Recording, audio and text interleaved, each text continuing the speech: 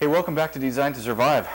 It's been a little while since I've done a video, and I think this is going to be one. I don't like doing these kinds of videos. This is going to be a negative video, kind of a rant. Hopefully I'm going to keep it short. I'm going to kind of tone it down.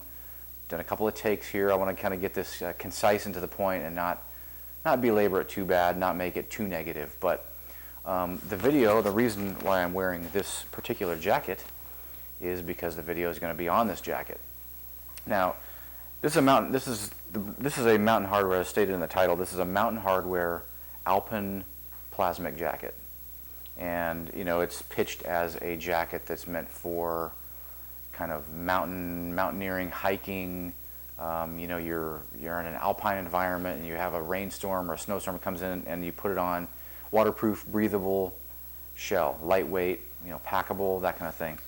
And so I actually got the size up. I usually wear like about a medium, and I got the large. So what I wanted to use this for was layering and kind of use it for a winter environment. Something a little bit more robust than your typical rain jacket.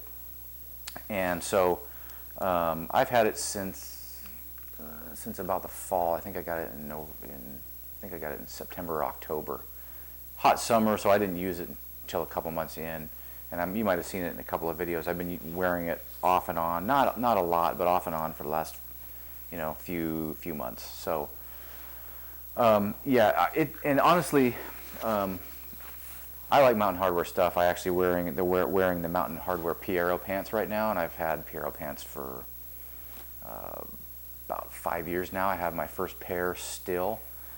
Excellent pants, really durable, and you know, after 5 or 6 years of hard use, they're still going strong. I still use them as work pants. They haven't shredded or done anything, and I've caught them on all sorts of stuff. So I like Mountain Hardwear stuff. I think overall they make a pretty good product. But this jacket, I think, is an exception. This is a terrible jacket. I wouldn't recommend this so far, unless there's some real big changes made to it or fabric updates or something. But there's several things wrong with it. It does a lot of things right. Like, I like the features of it. I'm going to zoom out a little bit, and so you can kind of see the overall look of it and kind of get the feel. I think it's a good looking and well designed jacket. Tape seams, good zippers, everything like that. So it's just kind of surprising the results that I've had over a bit of a long-term test period here, and I'll explain that in a minute.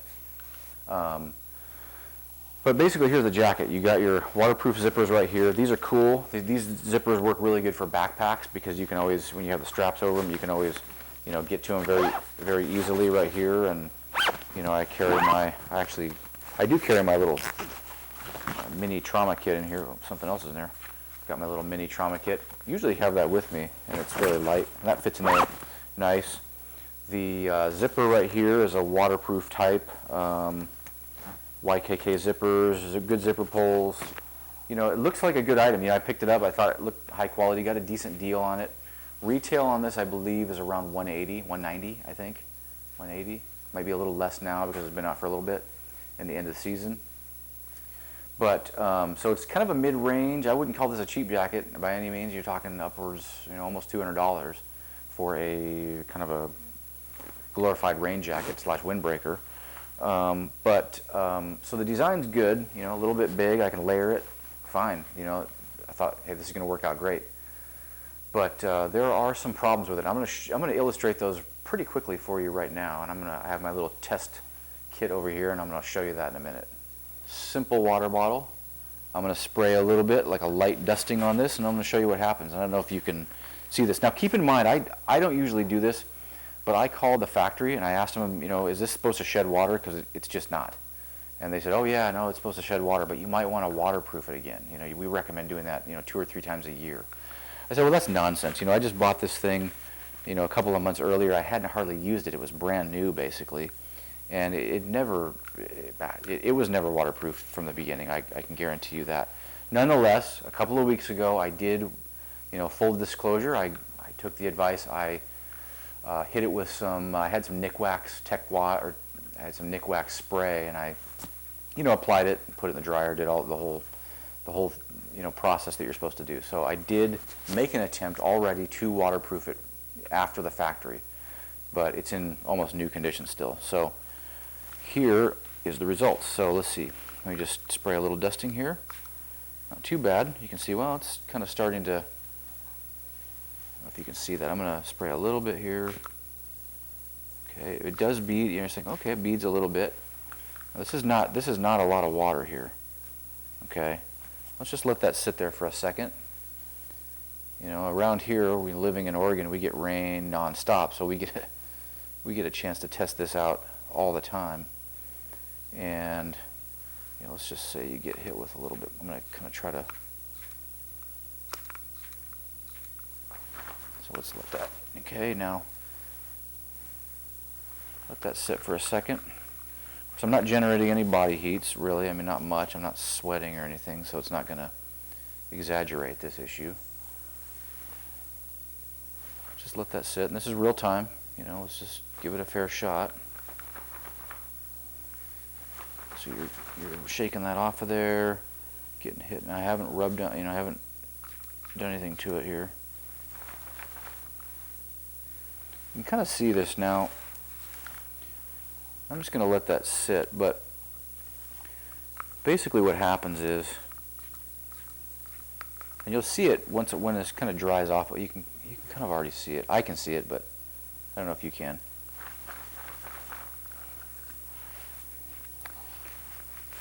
I already did this on this arm over here just a few minutes ago, and it's almost dry. But basically, if you let it sit here for a couple of minutes, it will actually start to wet out. I mean, instantly. I can already see it now. Let me see if I can get the light on that, just so you can. Right there. Yeah, it's already wet now. It's just soaking in. I mean, right here. And I haven't touched it. You know, some people say, well, if you put your finger in it, whatever. But let's see if we can get that shine off of that. Right there. And you can always see it kind of deforms. It's looking kind of, you can see where the water sits. It kind of pops the fabric up a little bit. I'm going to wipe this off now. You know, we're going to say, okay, that doesn't work. But it's completely, I mean, it's already soaked in. It's like, yeah, it sheds a little bit, and I'm obviously not getting wet at this point or anything, but it's certainly not just, I mean, it's just kind of a wet mess right now. And where the water was sitting, it's kind of raising up, so it's starting to soak into the little water droplet areas, and they'll just soak in. And I know this will happen because it's happened for me for months, and I haven't been able to fix it. So, simple test. So the DWR doesn't work. So bottom line, the DWR on this jacket does not work. It doesn't function as it's supposed to, even after waterproofing it, as recommended by the factory.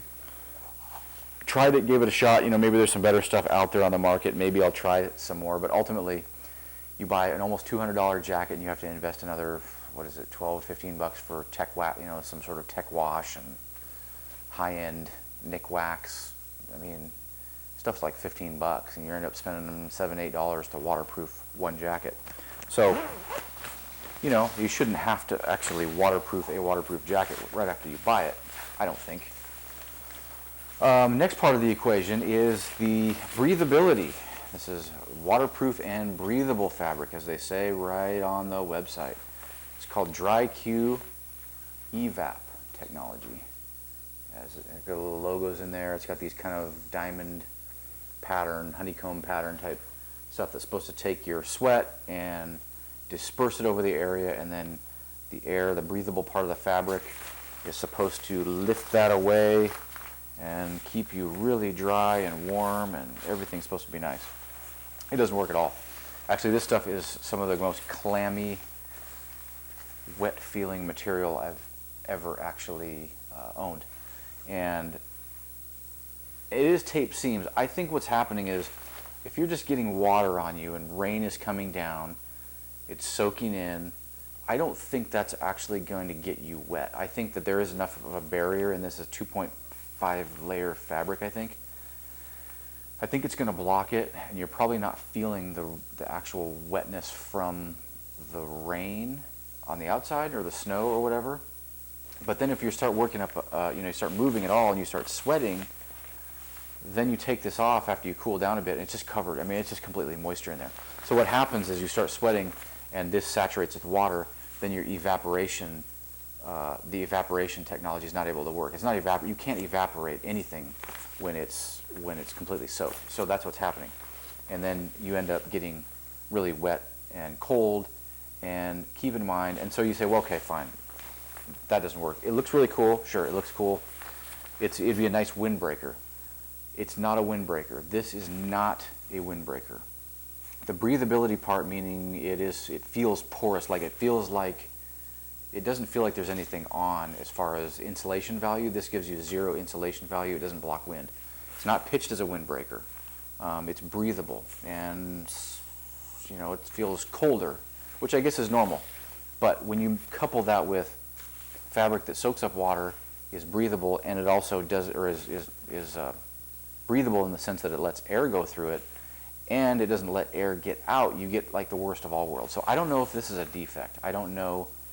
I think if this had a really good DWR on it to begin with, or the fabric on the outside was changed, it might be a different story to a certain degree, because you'd at least be keeping the water from the outside off of you.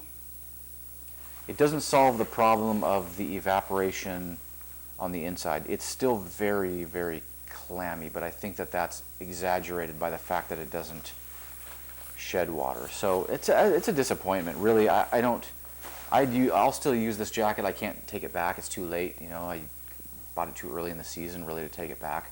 Called up the manufacturer. They said, if you continue having problems with it, send it in, and we'll, of course, at your cost, after I've spent, money waterproofing it again, which didn't work, and you'd ship it at your cost, I'm sure, and then they would evaluate it and spray water and tell you that it's fine, or you just need some spray on it, probably. I just don't have time. I don't have time to mess with it. So it is what it is.